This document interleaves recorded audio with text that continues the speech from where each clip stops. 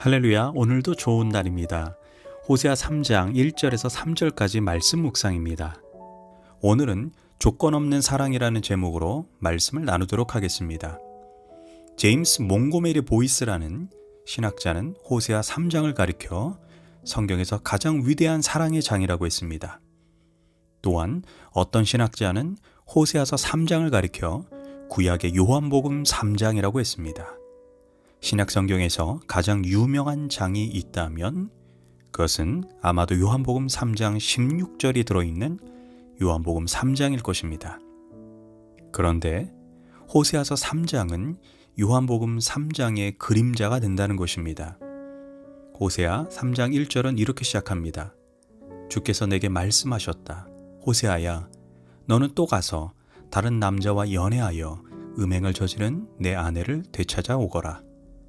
이스라엘 백성들이 나를 떠나 다른 신들에게 가서 그 우상들에게 제물로 바치는 건포도 넣은 빵을 좋아할지라도 나주가 그들을 여전히 사랑하는 것처럼 너도 다른 남자와 연애하여 음녀가 된 그 여인을 사랑하여라.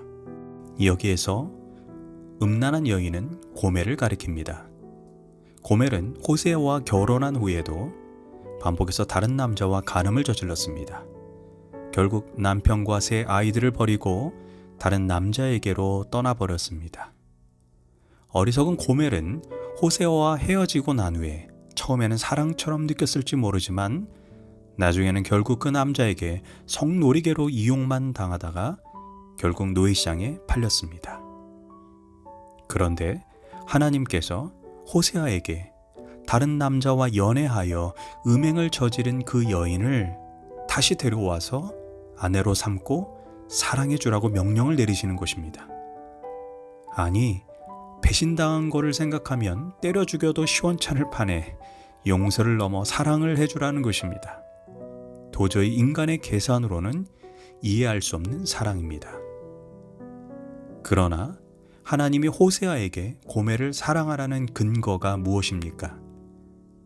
그것은 이스라엘 백성들이 시시때때로 하나님을 배반하여 우상을 섬기고 우상의 제물인 건포도와 떡을 사랑함에도 불구하고 하나님은 여전히 이스라엘을 사랑하셨다는 것입니다.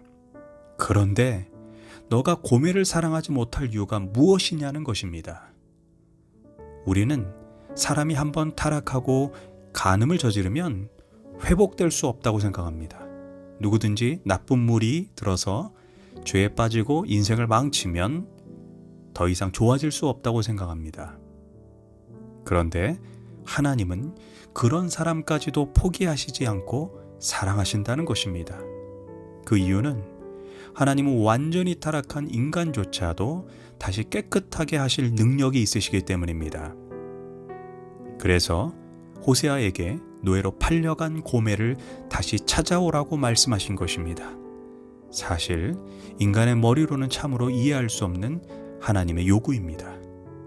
솔직히 말해 처음부터 호세아는 음란한 여인과 결혼하여 음란한 자식들을 낳으라는 명령에 순종하기가 결코 만만치 않았을 것입니다. 그런데 이제는 또다시 바람나서 집을 나간 여인을 사랑하라는 것입니다. 호세아도 이번에는 이렇게 말하고 싶었을 것입니다. 하나님, 한 번 했으면 됐죠. 나도 할 만큼 했습니다. 그냥 여기까지가 제 한계입니다. 그렇지만 하나님은 언제나 우리에게 호세아처럼 또 한 번의 요구를 하십니다. 내 기준으로는 7번 용서해도 많이 하는 것인데 주님은 7번씩 70번이라도 용서하라는 것입니다. 여기서 배울 수 있는 것은 참 신앙은 내 수준을 만족시키는 것이 아니라 하나님의 수준을 만족시키는 것이라는 사실입니다. 하나님으로부터 이 세상에서 사실 가장 큰 용서를 입은 사람은 바로 내 자신인데 나에게 누군가를 용서하라는 하나님의 요구에 제한을 둘 수는 없습니다. 하나님은 음녀가 된 여인을 사랑해 주라는 방식으로 우리를 사랑했기에 우리 역시 이렇게 하나님의 백성이 되었습니다. 이제 그 하나님은 우리에게 같은 사랑을 요구하십니다. 나는 원래 이거밖에 안 돼 하고 나 자신을 합리화시키고 싶은데 하나님은 아니야. 너는 용서할 수 있어. 너는 사랑할 수 있어 라고 말씀하십니다. 이제 호세아는 그녀를 다시 찾으러 갑니다. 2절을 보면 내가 은 15개와 보리 한 호멜 반으로 나를 위하여 그를 사고. 호세아는 하나님 말씀에 순종하여 음녀된 아내를 데려오기 위해 비싼 값을 치루어야 했습니다. 지금 고멜은 노예의 신분입니다. 노예는 누군가 그 자신을 위해 몸값을 지불해 주기 전에는 스스로 해방될 수 없습니다. 이는 하나님을 떠나 죄와 사망의 노예로 살아가는 인류의 현주소입니다. 베드로전서 1장은 이렇게 말합니다. 너희가 알거니와 너희 조상이 물려준 헛된 행실에서 대속함을 받은 것은 은이나 금같이 없어질 것으로 된 것이 아니오 오직 흠없고 점없는 어린 양 같은 그리스도의 보배로운 피로 된 것이니라. 우리가 구원을 받은 것은 고멜처럼 누군가가 나의 죄값을 치루어 줄 때 비로소 노예로부터 해방될 수 있습니다. 바로 하나님께서 자신의 사랑하는 독생자의 생명값으로 속전을 내시고 우리를 구원해 주신 것입니다. 우리 편에서 공짜일지 모르지만 하나님 편에서는 자신의 독생자의 생명값과 바꾸어서 우리를 구속하신 것입니다.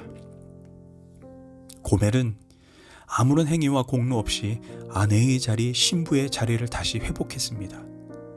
그러나 그 회복의 자리로 나아가기 위해 호세아는 은 30을 지불해야 했습니다.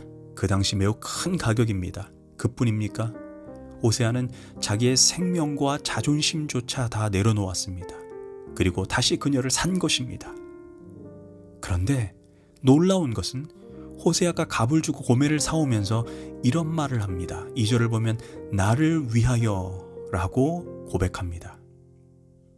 호세아가 처음에는 하나님 때문에 어쩔 수 없이 순종하는 마음을 가졌을 것입니다.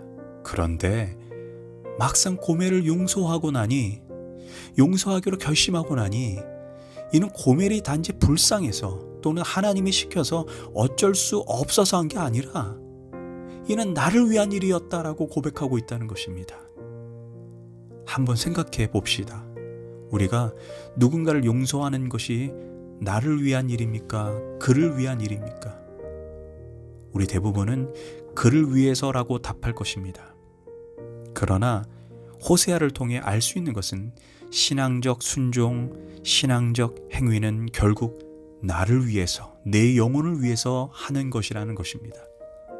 하나님이 허락하신 모든 것은 지금 당장은 이해되지 않아도 결국 나를 위한 일이라는 것을 믿으시길 바랍니다. 나를 위해 이런 상황을 허락하셨다고 믿어야 합니다. 모든 것이 나를 위해서입니다. 봉사하는 것도, 순종하는 것도, 용서하는 것도 다른 사람이나 교회를 위함이 아니라 바로 내 자신을 위해서입니다. 아무리 교회를 열심히 다니고 봉사를 많이 하더라도 인심 쓰듯이 하면 함정에 빠진 것입니다. 용서와 사랑은 다른 누군가를 위해서가 아닌 바로 나를 위한 것입니다. 사실 우리가 교회를 위해서, 하나님 나라를 위해서, 또는 아내를 위해, 또 자식을 위해 희생하는 것도 사실 엄밀히 말하면 결국 나를 위한 것입니다. 하나님 말씀에 순종하는 모든 신앙적 행위는 결국 나를 위한 것입니다. 도망간 아내를 하나님의 마음으로 사랑했던 호세아의 영성이 우리의 영성이 되기를 원합니다. 기도하겠습니다. 주여, 이런 사랑의 마음을 내게 주시옵소서. 이런 호세아의 영성이 나의 영성이 되게 해 주시옵소서. 예수님의 이름으로 기도합니다. 아멘.